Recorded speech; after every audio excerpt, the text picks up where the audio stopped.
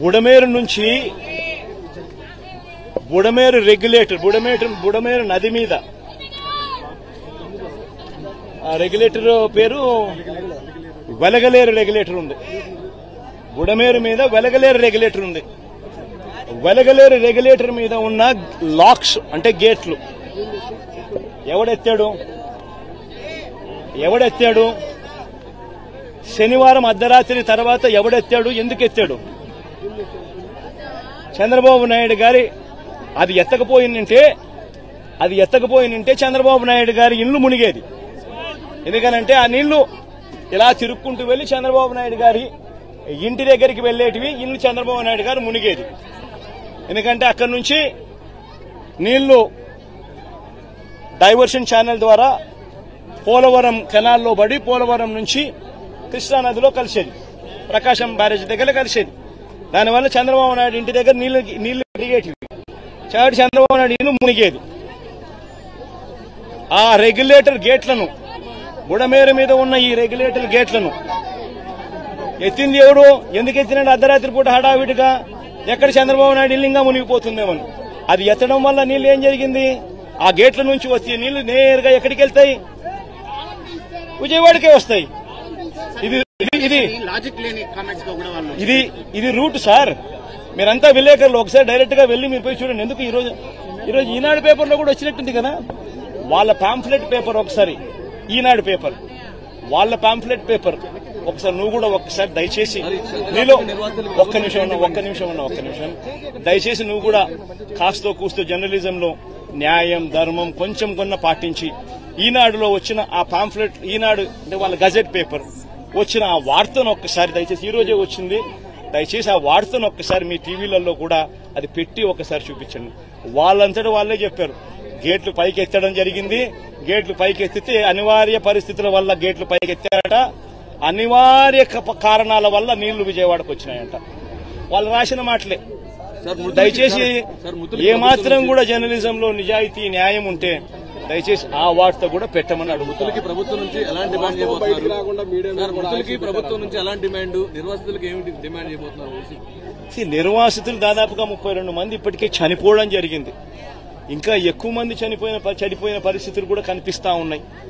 మృతుల కుటుంబాలకు ప్రభుత్వం తప్పిదం వల్ల మరీ ముఖ్యంగా జరిగిన ఘటన ఇది. ప్రభుత్వం తప్పిదం, మ్యాన్ మేడ్ ఫ్లడ్ వల్ల జరిగిన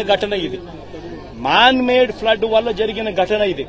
చంద్రబాబు నాయుడు గారు పుష్కరాల సమయంలో తన షూటింగ్ కోసం ఎలా 29 మందిని బలికొన్నాడో, తన షూటింగ్ సందర్భంగా తను ఒక హీరోగా కనిపించాలనే తాపత్రయంతో మనుషులందరినీ ఒకేసారి పంపించినాడో ఆ షూటింగ్ ఎఫెక్ట్ కోసం, దానివల్ల తొక్కిసలాట 29 మంది ఆ రోజు ఎలా గోదావరి పుష్కరాల్లో చనిపోయినారో, ఇప్పుడు కూడా సేమ్ ఇదే మాదిరిగానే చంద్రబాబు నాయుడు తప్పిదం వల్ల ఒక మ్యాన్ మేడ్ ఫ్లడ్ క్రియేట్ అయ్యి, మ్యాన్ మేడ్ ఫ్లడ్ వల్ల ఈ రోజు 32 మంది చనిపోయినారు. మరి చనిపోయిన ఈ 32 మందికి తన తప్పిదం వల్ల జరిగిన ఈ తప్పుకి తాను గవర్నమెంట్ లో ఉంటూ క్షమాపణ చెబుతూ, గవర్నమెంట్ చేసిన తప్పిదం వల్లనే ఇది న్యాచురల్ కెలామిటీ, న్యాచురల్ గా జరిగిన డెత్స్ కాదు. ఇది ఒక ప్రభుత్వం దగ్గర ఉండి స్పందించాల్సిన రీతిలో స్పందించకపోవడం వల్ల జరిగిన తప్పులు. ప్రతి కుటుంబానికి నైతిక బాధ్యత వహిస్తూ ప్రభుత్వం చేసిన తప్పిదం వల్ల చనిపోయిన పరిస్థితులు కాబట్టి ప్రతి కుటుంబానికి కనీసం అంటే 25 లక్షల రూపాయలు ఎక్స్గ్రేషియా ఖచ్చితంగా ఇచ్చి క్షమాపణ చెబుతూ కూడా వాళ్ళందరికీ కూడా లెటర్ రాయాల్సిన అవసరం కూడా ఎంతైనా ఉంది. అసలు నిజంగా ఇలాంటి వర్క్ ఉన్న చోటకి జగన్మోహన్ రెడ్డిని ఒక్కసారి ఇక్కడ తీసుకురావాలి. ఎందుకంటే బుడమేరు అంటే ఒక నది, బుడమేరు గేట్లు ఎత్తాడు. బుడమేరు అంటే ఏంటో కూడా తెలియని వ్యక్తి సీఎం అయిపోయి 5 సంవత్సరాలు ప్రజల తాలూకా కష్ట నష్టాలని పక్కన పెట్టి సుమారుగా 5 సంవత్సరాలు కూడా తన లాభాపేక్ష గురించి పరిపాలించిన వ్యక్తి ఈ రోజు బయటకు వచ్చి నోటికొచ్చినట్టు మాట్లాడుతూ ఉంటే మళ్ళీ పైగా ప్రజలందరినీ భయభ్రాంతులకు గురి చేయడం. ఏదో బుడమేరు లెవెల్ పెరిగిపోయింది, మళ్ళీ వాటర్ అంతా కూడా విజయవాడ మీదకి వచ్చేస్తుందట, ఇలాగంటే అలాగంటే అని సాక్షిలోని నోటుకొచ్చినట్టు రాయటం. అసలు ఈ వాస్తవ పరిస్థితి తెలుసుకోవాలి, వాస్తవ పరిస్థితి ప్రజలకు తెలియజెప్పాలనే ఉద్దేశంతో ఈరోజు నేను రామానాయుడు గారి ఆధ్వర్యంలో ఇక్కడికి రావడం జరిగింది. ఇక్కడికి వచ్చిన తర్వాత ఆల్రెడీ 3 ఇక్కడ చాలా ఈ బ్రీచెస్ వేయడం కూడా చాలా కష్టం, కట్టడం చేయడం కూడా చాలా కష్టం. ఎందుకంటే మొత్తం లూజ్ సాయిల్. ఈ లూజ్ సాయిల్ మీద వెహికల్స్ రావడం కూడా చాలా కష్టమైన పరిస్థితుల్లో, ఎట్టి పరిస్థితుల్లోనే కూడా ఇటువైపు అక్కడ బ్రిడ్జ్ క్లోజ్ చేయాలనే ఉద్దేశంతో ఒక బ్రిడ్జ్ ఆల్రెడీ క్లోజ్ చేసి సక్సెస్ఫుల్గా పూర్తి చేయడం, ఈరోజు ఈవినింగ్ కల్లా మళ్ళీ రెండో బ్రిడ్జ్ పూర్తి చేయడానికి సమాయత్తం అవడం, మూడో బ్రిడ్జ్ కూడా పూర్తి చేసి ఈ రోజు నేను ఇక్కడ నుంచి కదులుతానని చెప్పి ఇరిగేషన్ మినిస్టర్ గారు కానీ అధికారులందరూ కూడా దీనికి సమాయత్తం అవడం, ఇవన్నీ చూస్తూ ఉంటే చంద్రబాబు నాయుడు గారి తాలూకా చిత్తశుద్ధి, ఎన్డీఏ తాలూకా చిత్తశుద్ధి కనిపిస్తూ ఉంది. నేను ఒక్కడే చెప్తున్నా, జగన్మోహన్ రెడ్డి, నిమ్మల రామారెడ్డి గారు, నేను కలిసి చెప్తున్నాను, ఒక్కసారి ఇక్కడికి రావయా, ఒకసారి బుడమేరంటే ఏంటో తెలుస్తుంది, పనులు ఎలా జరుగుతున్నాయో తెలుస్తుంది, పనులు ఎలా చేయించాలో కూడా నీకు తెలుస్తుంది. అంతేగాని ఎక్కడో కూర్చొని నేను లండన్ పోతాను కాబట్టి 2-3 మాటలు మాట్లాడేసి లండన్ ఎగిరిపోదాం అనుకుంటే అవ్వదు కదా. ఈరోజు ఒకటే చెప్తున్నాం, నాయకుడు చిత్తశుద్ధి ఉంది, ఆ నాయకుడు కింద పనిచేస్తున్న మా మంత్రులందరికీ చిత్తశుద్ధి ఉంది, ఎమ్మెల్యేలందరికీ చిత్తశుద్ధి ఉంది, ఓవరాల్గా ఎన్డీఏ కూటమికి చిత్తశుద్ధి ఉంది.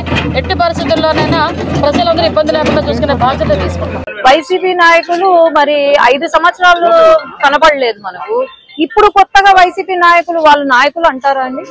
5 సంవత్సరాలు ఎన్నో జరిగాయి. ఎందుకు ఇక్కడ మన గేటు కొట్టుకోపోతే ఎంతో మంది చనిపోతే మరి ముఖ్యమంత్రి గారు ఆ రోజు ఏం చేశారు?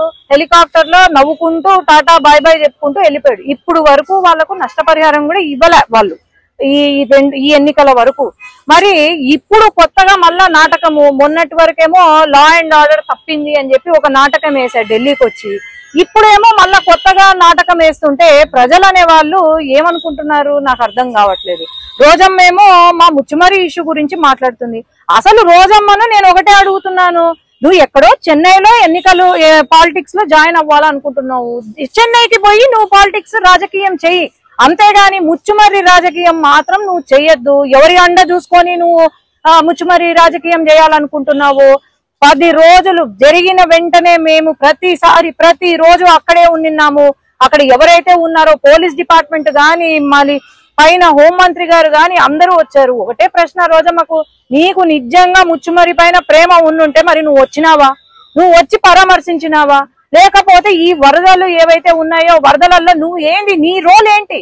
నువ్వు మేకప్ వేసుకొని అక్కడ కూర్చొని మాట్లాడడం కాదు, నువ్వు ఏం చేసినావు? కనీసం నష్టపరిహారం ఏమైనా 1 రూపాయి ఇచ్చినారా? లేదు. కానీ ఊరికే మాట్లాడడం కాదు. జగన్మోహన్ రెడ్డి గారు మరి ఆయన ఏం మతి స్థిమితం తప్పిందో మరి ఏమో అర్థం కావట్లేదు. నేను అదే అంటున్నా, వైసీపీ పార్టీ ఏదో ఆయనకు లండన్ లో ట్రీట్మెంట్ ఇస్తున్నారంట. ఆ ట్రీట్మెంట్ ఏదో లండన్ లో, ఆ పార్టీ కూడా లండన్ లో పెడితే బాగుపడతావు నువ్వు కూడా. ఎందుకంటే ఇక్కడికి వచ్చి రాజకీయం చేస్తే ఎవ్వరూ ఒప్పుకోరు, అది ఈ టైంలో. చంద్రబాబు నాయుడు గారు ఆయన ఏజ్ ఎంత అండి?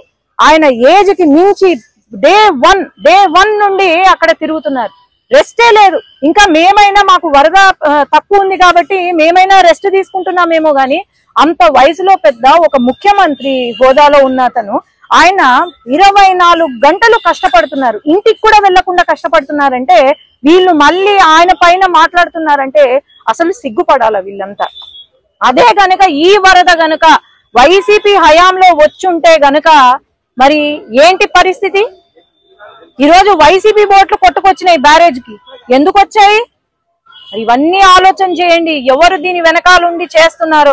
అసలు ఈయనకు మ్యాన్ మేడ్ ఫ్లడ్స్ కి తర్వాత న్యాచురల్ ఫ్లడ్స్ కి కూడా తేడా తెలియని మాజీ ముఖ్యమంత్రి, పులివెందల ఎమ్మెల్యే, మరి ఆయనకు అసలు తెలివి ఉందా? ఏం లేదు. ఎవరో పక్కన పాపం సజ్జల లేనట్టున్నాడు, పక్కన సజ్జల లేరు, లేకపోతే వేరే వాళ్ళు ఎవరు లేనట్టున్నారు, ఎందుకో గ్యాప్ ఇచ్చినట్టున్నారు, ఆయనకి ఇష్టం వచ్చింది మాట్లాడుతున్నారు. దయచేసి తెలుసుకొని మాట్లాడండి, వీలైతే సహాయం చేయండి విజయవాడ ప్రజలకు. మీ వైసీపీ పార్టీ తరపు నుండి సహాయం చేయండి, అంతేగాని చిల్లర మాటలు, చిల్లర వ్యవహారాలు, చిల్లర చేష్టాలు చెయ్యొద్దు. ఆ రోజమ్మను పెట్టినారు, ఇప్పుడు ఆమెకు మేకప్ కే సగం టైం అయిపోతుంది. మరి ఆమె కూడా నోరు అదుపులో పెట్టుకొని ఆమె కూడా వీలైతే విజయవాడకు వచ్చి సహాయం చేయమనండి, మేము కూడా చప్పట్లు కొడతాం. అంతేగాని దీన్ని మటుకు పొలిటిసైజ్ చేయొద్దండి. అందరం కూడా వాళ్ళతో ఉండి మనం ఆదుకుందాము, హెల్ప్ చేద్దాం.